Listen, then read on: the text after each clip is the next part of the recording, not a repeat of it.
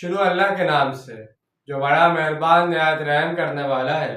اور تیار رکھو ان کے مقابلے کے لیے اپنی استطاعت کی حد تک طاقت اور بندھے ہوئے گھوڑے، تاکہ تم اس سے اللہ کے دشمنوں اور اپنے دشمنوں کو ڈرا سکو، اور کچھ دوسروں کو بھی جو ان کے علاوہ ہیں۔ تم انہیں نہیں جانتے، اللہ انہیں جانتا ہے، اور جو کچھ بھی تم اللہ کی راہ میں خرچ کرو گے اس کا ثواب پورا تمہیں دیا جائے گا، اور تم پر کوئی زیادتی نہیں ہوگی۔